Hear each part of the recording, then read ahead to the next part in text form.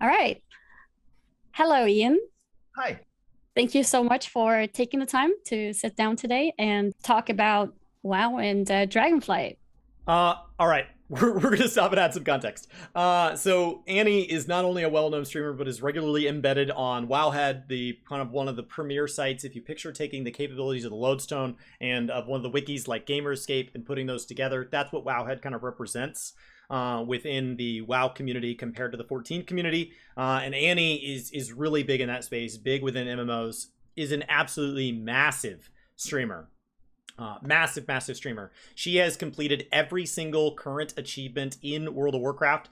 So her kind of gamer cred score there, very intense within the World of Warcraft space. She has done a lot. So she may not be extreme enough compared to something that a particular community focuses on as a niche, but within just general WoW knowledge, she knows a lot.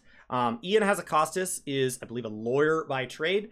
He helped run a community known as the Elitist Jerks. Think of them as the balanced Discord of their time. And he went to working on the game and is most known for his time as a raid designer, where he designed what is still praised as one of the greatest PvE raids to be added to any video game ever, with Ulduar in Wrath of the Lich King, which is why there is a ton of interest in the Wrath of the Lich King classic experience going on right now.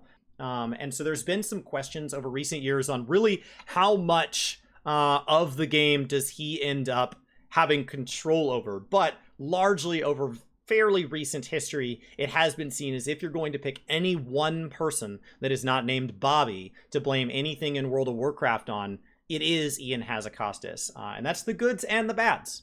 My question to you is, what do you look to improve or change for the future? For example, a thought that I had was potentially bringing back older expansion raids into being fated. Um, that's a great question. Yeah, overall, we're really happy with how season 4 has played out, and it is exactly as you said. We know that it's. I think it's by design. It's a shorter season. It's a different sort of experience. It's kind of a remix, a greatest hits look back at the expansion as a whole. I think it's something we are pretty likely to repeat in the future in some form. I don't know that Fated as the exact framing will be the right fit. We love the idea of revisiting old content and finding ways to keep that relevant, but at the same time I think we want to be careful about how we do that.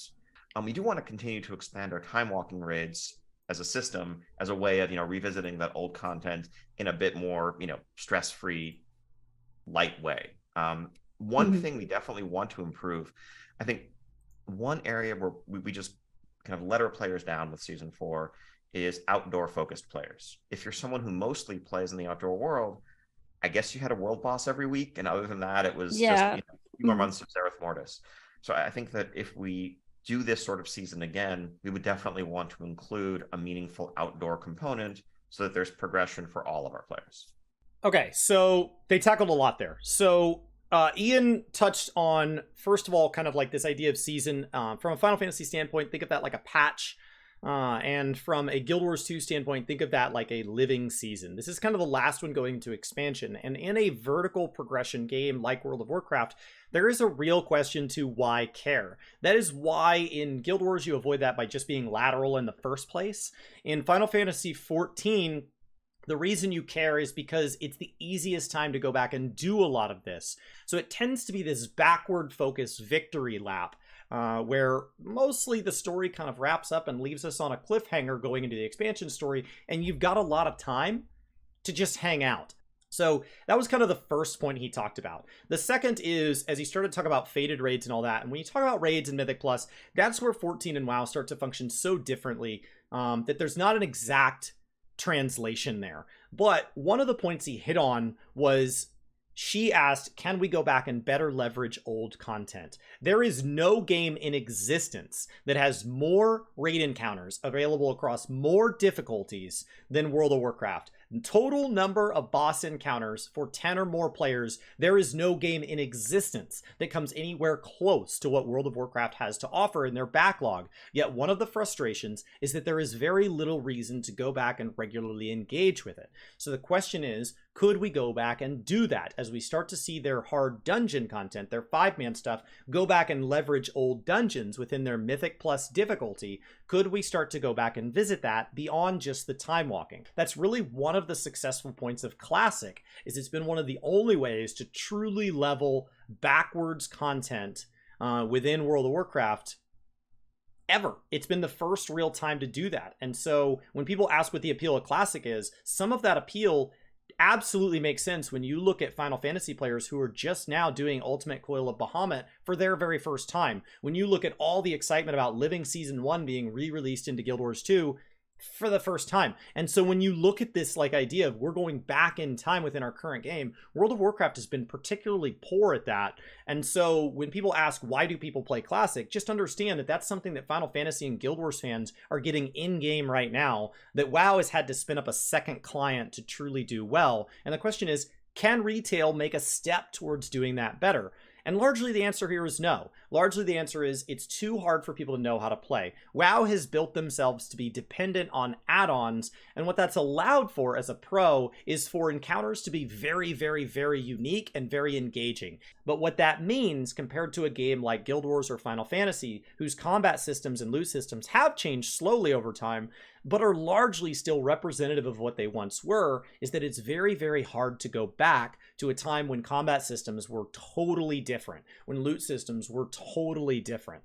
It's really, really hard to leverage that backwards content. So he basically said there's no way to catch those people up. And what that immediately tells me is you would need to go back and start building a native DBM. You would start by building that for current fights and be better about making current fights have a design language where your UI can step in and do some of what Deadly Boss Mod style add-ons have done so that people feel less tied to those add-ons in current content. And then you would take those very same systems, those very same methods of communication, where a stack is a stack, a bomb is a bomb, the ground effect is communicated in a way that is accessible and is reasonable and has options like colorblind modes, and then you would go backwards and start applying those to old encounters. But that's a drastic undertaking.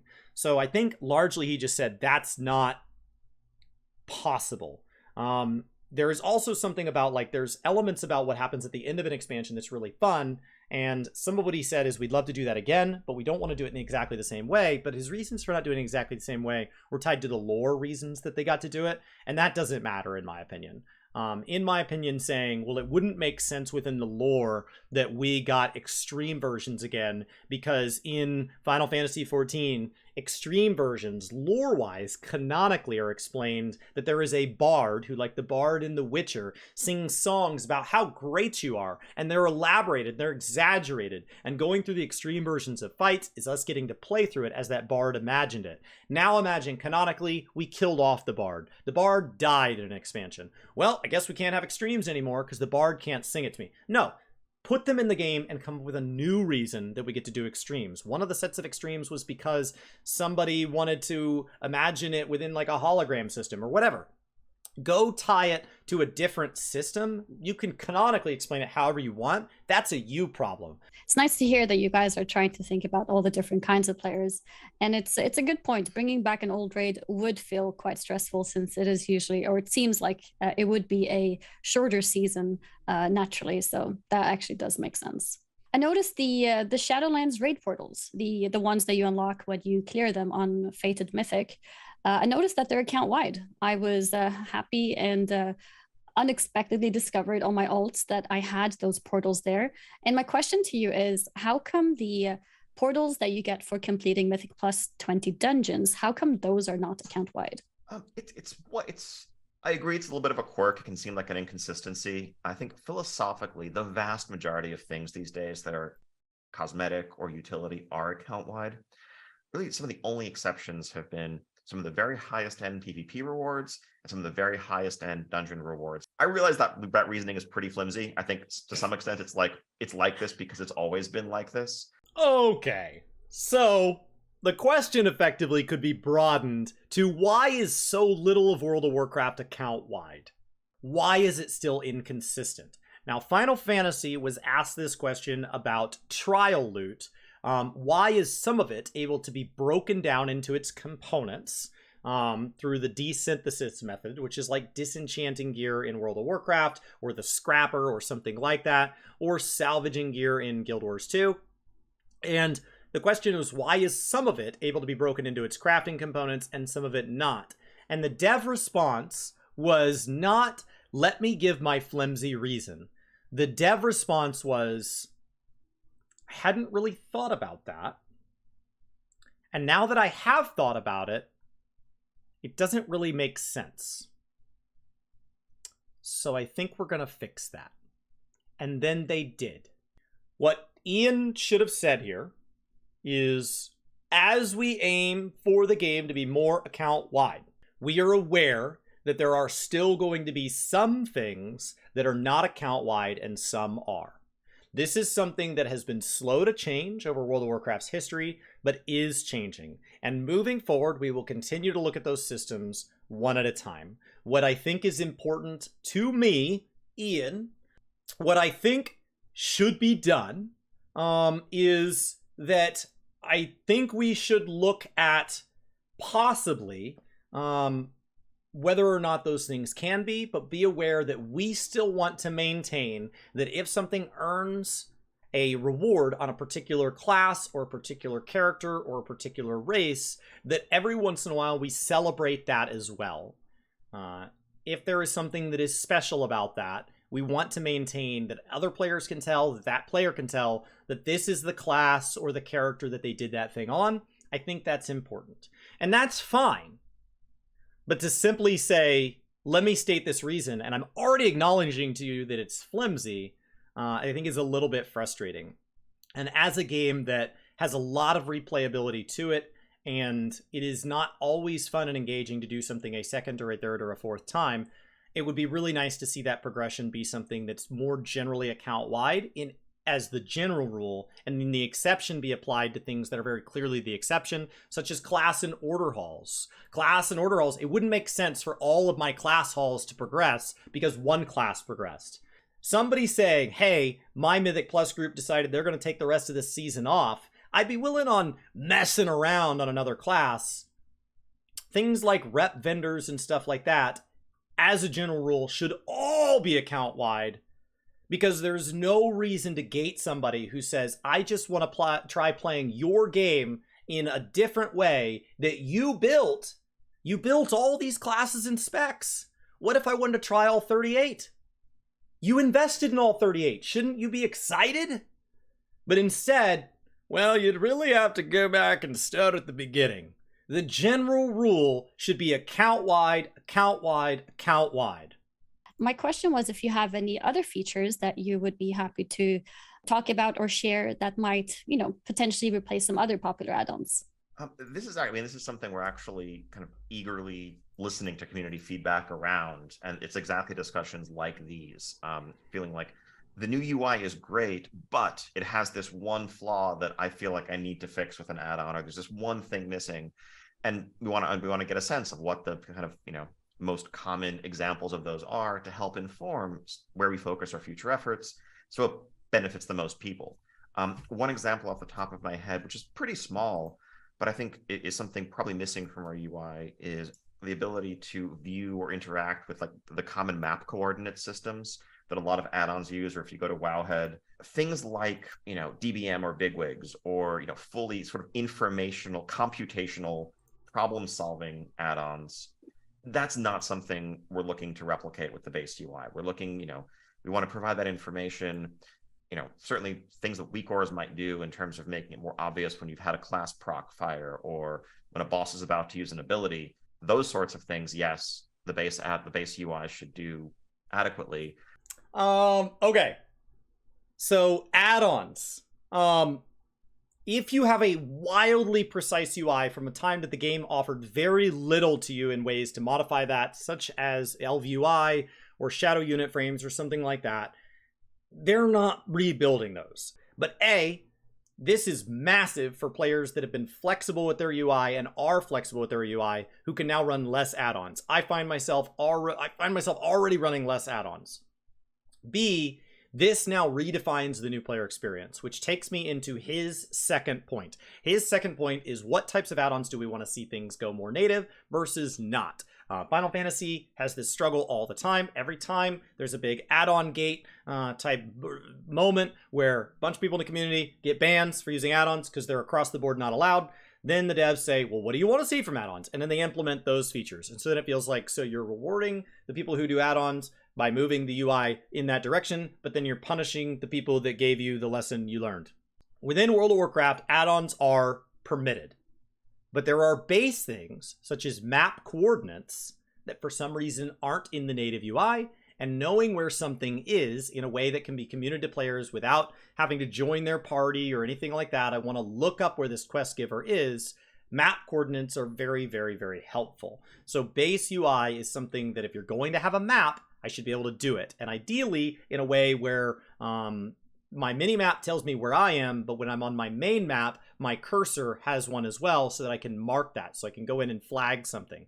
This is something that I can do with add-ons. It is not something I can do natively. However, he is then drawing the line at what happens when players start to use add-ons to go so far that they are now neutering something that the developers worked very hard to put in the game. We worked very, very hard to make something a puzzle or a rewarding experience, and somebody has found a way to make an add-on make this relatively mindless. The puzzle element has been stripped out of the game, and we feel that takes something away that we wanted to build. The problem is that by saying that you will do, you won't ever do a DBM as it sits, they will always exist. Like, by not meeting them halfway, they will exist because there are players that need them because of accessibility reasons. There are players that need them because the number of hours that they play in a week is small and they want to see progress, and you have tuned something harder than their particular group can solve the puzzle. So when he says we're trying to get better, I think that then his answer pivots to weak auras, which is the right answer. If you want to see DBM go away, have the base UI continue to get better, and have things like weak auras try to get better. I was thinking in terms of the things that you just mentioned with weak auras, like being able to customize how you see your procs, for example. I think that would be really interesting. So yeah, that's an answer I like. So good to hear. So my question is WoW coming to console in Dragonflight? No plans for that at this point. I think there's a lot. WoW is a game that at its core was designed for PC, and that's not just the interface; it's also how it's delivered, and even including things like add-ons. But a lot of the focus on controller support really has been with an eye towards accessibility, and people who have a challenging time using keyboard and mouse controls, but can use a wide variety of accessibility controllers if we support them. And so we're just very excited to have been able to do more and more of that. Okay, so how have they done this? Because I think to a lot of people hearing there's controller support in WoW sounds really foreign. So they've been doing it slowly. So with the introduction of Shadowlands, they basically put it in console commands, so it felt like a hidden hack. Ultimately, that system still ended up weak within things like targeting, where the game needs to give the tools, and so the game kind of needs to help. And so adding an action camera is something that we are seeing come in Dragonflight, and that makes a big difference. And that really helps with like targeting quest givers and things like that, where those of us can do it with a mouse or, and 14 in addition to that has filters. Like when you tab target, what does that cycle through? Do you have something like shift tab bound where you can like go backwards through the list? And so there are people that, heal entirely with their keyboard and toggle through the different party members, keeping in mind that raids really cap out at 8 players, so that's a little easier than like toggling through 20. But it is something that people manage to do because of the way that the interface has the options to work for keyboard and mouse players, but also for controller players. So that is people who exclusively play on controller for any number of reasons, or who exclusively just prefer controller. So they don't tend to stick with games that require keyboard and mouse. That also is other platforms. So as you start to see things like a Microsoft acquisition come in, you have to wonder if Blizzard and Activision devs were not already aware that if we could go to consoles, Xbox, PlayStation, across the board, if we could go run via cloud, maybe we could be on tablet, this would start to be something where there would be a whole group of players who have never had access to our game because they don't have a PC. Yes, we've made sure that the PC minimum specs is basically a 2013 microwave, but ultimately they don't have access to one. It would be really nice if I was just going to do something mindless, like go clear quests in old zones or something for a lore master achievement. It would be really nice if I could go do that while sitting on my couch with crossplay, cross save. That would be awesome, because I think WoW would be great on console. I think it would be amazing on console. Absolutely incredible. And Guild Wars, my goodness, your game runs on like 12 buttons. Why the heck are you not already on console? So my question is, are you guys planning to be a bit nicer to our bags in Shadowlands? In Dragonflight. Yes. Yes. I think it's something we experience as pain points ourselves. And, one of the ways we have to deliver progression systems or collections or whatever ends up being inventory. The challenge is when 6 or 7 different systems or multiple designers are doing things that involve putting items in your bags, suddenly, you're overwhelmed. One of the big things we've done in Dragonflight is adding the all-new reagent bag to pull all of that stuff completely out of the inventory space into its own very large, section. And I think that should go a long way towards helping. But ultimately, we need to just be careful with the systems that we design, with the outdoor loops, because often if you're just killing things around the world and before you know it, your bags are full, we're right back where we started, even if we gave you more space. Okay.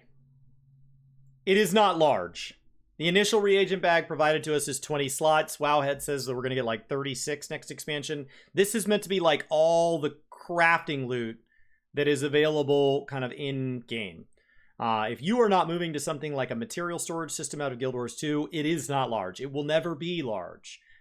Final Fantasy has a key items separate tab. World of Warcraft's handled this to mixed results over the years.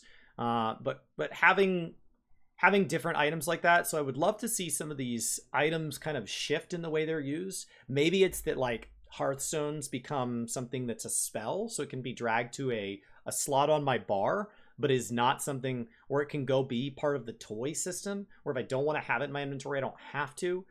So inventory is just a continued problem in games, because if the game doesn't drop loot, it doesn't feel rewarding. But if it drops too much loot, it feels like we're now being penalized for that.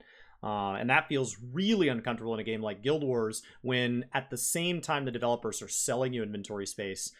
Their problems with their inventory would be there whether or not they were, but it doesn't feel good when they're literally coming forward and offering you a monetary solution to your problem. So as someone who recently hit 100% achievements this expansion and will be attempting to reach 100% in Dragonflight, there's one achievement I'm looking at, the 2,000 pets collected achievement. So I'm nearly missing 500 pets, and I have all of the ones that are currently obtainable. And my question is, are we going to hit this in Dragonflight? That's a good question. It's something we need to revisit. We need to make sure, so some of those may have been made just kind of forward-looking, anticipating where we were going to go. But philosophically, there should not be achievements in the game that aren't currently earnable. Like, even if it wasn't going to be earnable until, let's say, patch 10.2 or whatever, we still shouldn't have that in the game before it's possible to get it. So we're definitely going to look back at those numbers. Oh, interesting. So even if it's obtainable later in the expansion, it would still not be in the game yet, so to say. Philosophically, yes. I mean, I think, coming from your perspective, right? Like, it's not fair to have this thing dangling in front of you that you can't quite read what you do. It's like, all right, you're at 99.8% completion because there's an impossible one. Just wait. That's not how the system should work. Okay, gotcha. Okay, so achievements and things like that.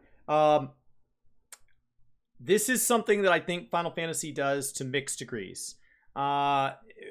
Because they don't have this, but I think World of Warcraft actually does a better job across the board. First of all, there are unique obtainables tied to all sorts of things, both in and out of game. They have a feats of strength system where an achievement can be worth achievement points at some point, and then maybe later isn't, or anything once it becomes no longer available automatically gets cycled down into. And so what that means is ultimately achievement points, we should all be operating on roughly the same number. Final Fantasy does not do this. Guild Wars, it's heavily time gated, so it ends up being something where like it feels kind of punishing, but their achievement system is overall so much better than either of the other two games that it's hard to say that with a straight face and not admit that like what they're doing is ultimately pretty amazing. World of Warcraft has the achievement system largely that you can acquire every achievement in game at any given time, but she is pointing to one of the rare exceptions, and he is saying what I expected to the answer to the earlier stuff. Hey, it'd be really cool if we got better at this. And so if something's not achievable till later, we don't want it to be, as a mentality. Now, something like the Pathfinder achievements, they were something that was always meant to be a roadmap to the future. And so I think that's a really, really, really good answer to kind of how they're going to handle that moving forward. That's just admitting the mistake and saying, like, here's something we'd like to go back and rectify. I think that in general, if it is tied to a player achievement, something like the world first rating group, a PvP ranking in a season, something that is tied to something a player did in game and achieved, that is something that I would like to see them protect and hold up. But ultimately, you're just saying, there's some pretty cool freaking mounts like pandas and stuff and hot air balloons, and we're going to make those available to more people. That's pretty cool. And so, like, if the Spectral Tiger comes back, that's fine. I'm totally fine with that. I have friends that have cosmetics in the game from those cards. I was never able to get one of the ones that did anything, but I have friends that have some of the different kind of banners and things like that. And I don't think it kind of devalues it. They've gotten to use it for the last who knows how many years. And that's been uniquely theirs. It's not something that they're just totally devaluing their experience. They're just saying we want to make more things available in more ways. And so if Final Fantasy wants to make their Moogle Tombstone events go back and give away seasonal rewards from past seasonal events that are now in the Mog Station, I think that's totally cool, totally legit. Do that to the people that have it. They don't have to engage in that system. To the people that don't, they now have the option to. But I think it's about, are you taking away the nod to somebody's achievement? Or are you just taking away the nod to, like, I bought the collector's edition of Warcraft Reforged, and so I get the Scourge Thrower. What I don't want is somebody who achieved, like, a Gladiator title, and that gets taken away. That's my personal take. Back to pets a little bit. Do you see a world where we could potentially play our pet battles on mobile, for example, when traveling to work? If the functionality was added to mobile where you could also progress your achievements, like there's one very popular one, the 5,000 PvP pet battle one. I think it could maybe increase participation. Or what are your thoughts on this? I agree. Honestly, I would love to see it. I think there have been a number of technical challenges that we're still working through. It's an idea that comes up frequently, that there's excitement about, but I think there's just questions of, like, what form it would take. Okay, Final Fantasy fans have asked why we can't play Triple Triad on the mobile app. It is exactly the same request. Can I play the Pokemon battle system on there?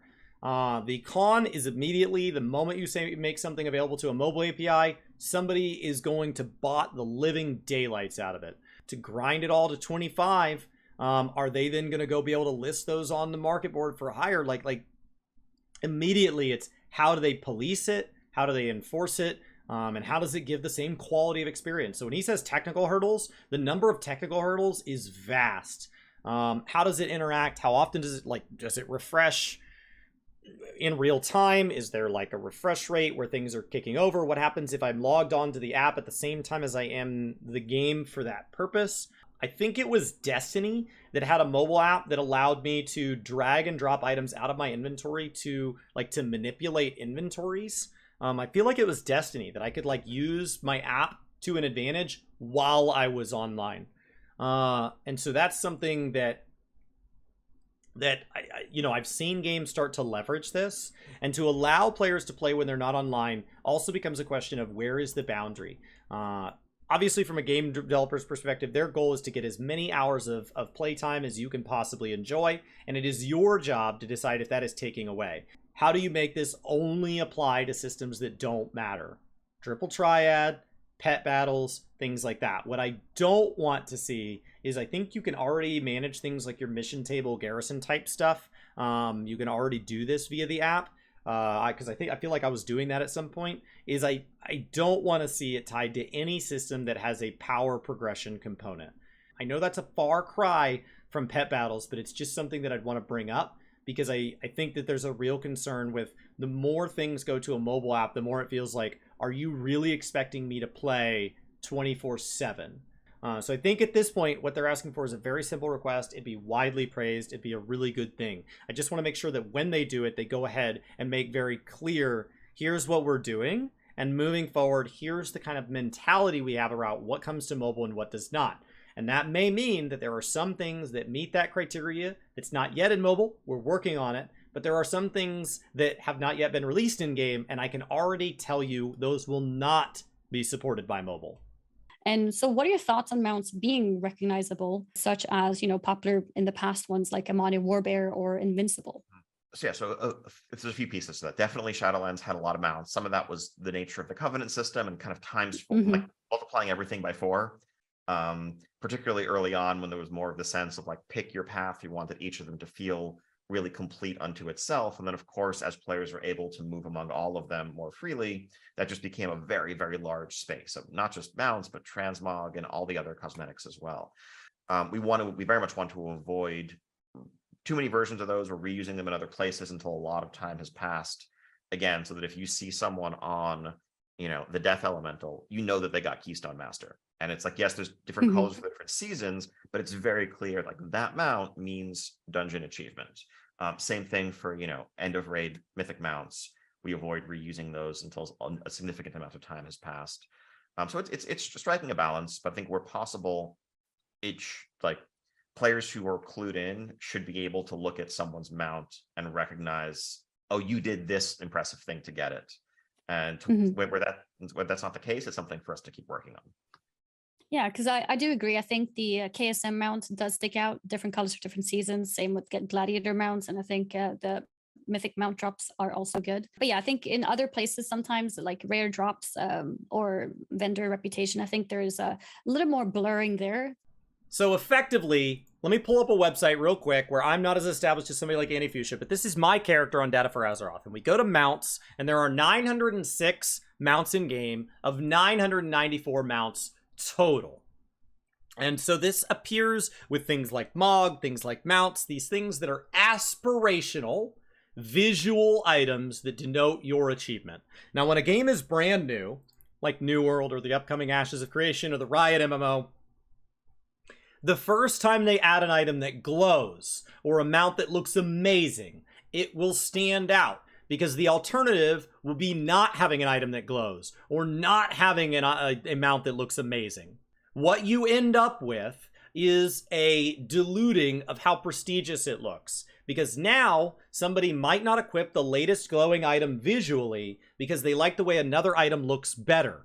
Final Fantasy XIV and Guild Wars have a lot less mount skins than World of Warcraft. A lot less options. Distinct, distinguishable mount types, as well as consistent recolors of those types. World of Warcraft has both a lot of variety and a lot of doubling down on the same variety where it's the same mount, different skin, different skin, different skin. All mounts are either ground mounts or flying mounts at this point. They used to have unique mount components, like this mount can walk on water or whatever. You still have some underwater mounts and mounts that have vendors and stuff like that. But largely, a mount is either a ground mount or a flying mount. Final Fantasy used to have that, and now all mounts can fly, so it blurred that even further. WoW has a hard problem here that Ian's talking about because the game dilutes itself because it's just too big. The mistake it made is that they added too many cool things and they did it for too many years in a row. It came out of a good problem. We continually said, I want more mounts, more mounts, more mounts. And they continually said, yes, yes, yes. That's a good thing. But now the question is, I'm starting to feel like when I'm in town, I don't see mounts that are super, super cool. And so how are you going to handle that? And largely his answer is, well, when something really cool comes along, such as you cleared all the current mythic dungeons or ahead of the curve or something like that, we will go ahead and add something new that sets that apart. And if that is something seasonal in nature, we will go ahead and maybe add reskins for seasonal, but we will not use that base asset until it has been a substantial number of years. I think that's really fair. I like the beginnings of expansions where we can't fly because it's the only time that ground mounts really get a chance to show up in my collection. Otherwise, I'm largely just on flying mounts all the time. And so because a ton of mounts don't fly, I kind of feel that a lot of those get lost. I have a fondness for when like a Kodo shows up as an old school Tauren player, and I don't get to do that. So I don't really know it's something he can solve outside of just say it's something they're aware of. I do think one of the things they do very well is that if I target a player, there's a buff that shows up that says, like, here's how fast they're moving. But that buff is titled the name of that mount, and the in-game collection system allows me to then go search that in-game and largely see where that mount came from. And following up on that, I have a question about a system of mount dies. So having a way to have fewer mounts overall, but having a way to then unlock dies instead, maybe similar to a Legion artifact weapon system.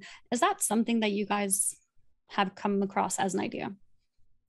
It's an idea that comes up. It's a suggestion we definitely hear.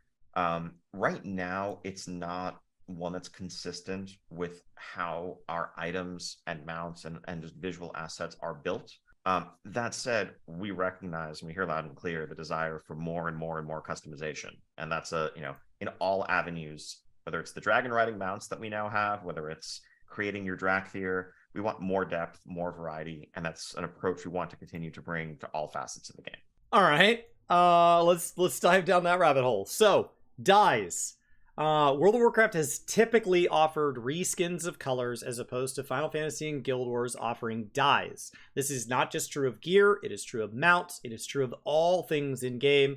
All assets tend to just be reskins that are predetermined. The reason for that is he argues that it really gives them a great amount of control over what that looks like. So if it fades from light to dark or something like that, that's something that they can adjust on an individual item to item basis, because each one passed through the hands of an artist instead of some screen where you got to just apply random colors. That also means when new things are added to the game, they don't have to think about every potential die that could be applied to that item and what that might look like. They don't have to create a system that can handle that. Adding dies to a game that is this old and has this many item IDs across either the transmog system or mounts would be a nightmare. I think instead, just be better about adding more skins. Add more skins more often. But then you get back to the previous question, how do you make them feel special if there's always just 1,000 ways to get skins? I think that the collection aspect of World of Warcraft is really satisfying.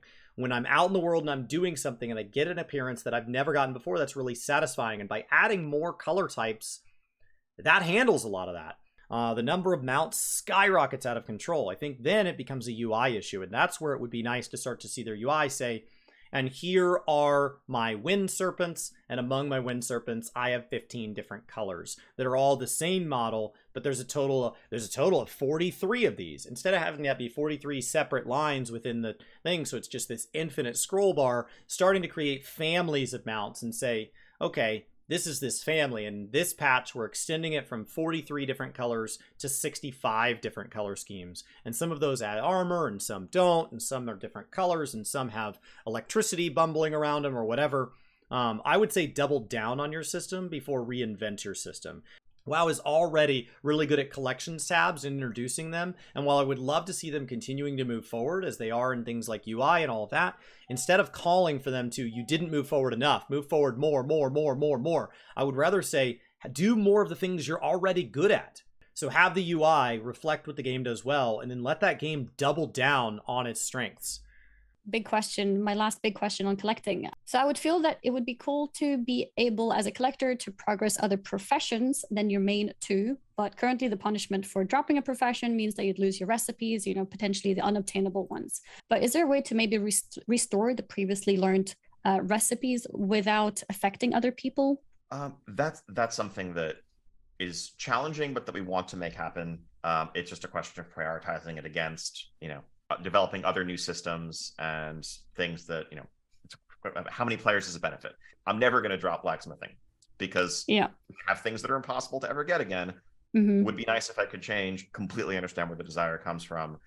It's just competing against things like making the new profession system that we're excited to roll out to everybody in Dragonflight. But I think, it's something that we genuinely want to tackle, and it's not a this is never going to happen thing. It's just a question of when. Gotcha. Okay.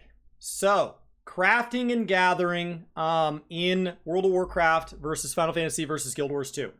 Guild Wars 2, you may have 2 active professions, and you can drop those for the other ones as far as what's active and you can kind of hold that in the wings. In Final Fantasy XIV, you may have all 8 crafting professions simultaneously active. However, there are specialty stones that you are limited on how many can be active. World of Warcraft is like Guild Wars in that it is 2 active at any given time. However, this also includes the Gatherers, which Guild Wars does not consider a profession, and Final Fantasy does, as 3 unique gathering professions. Most games have mining and something with herbalism or chopping down trees or something like that.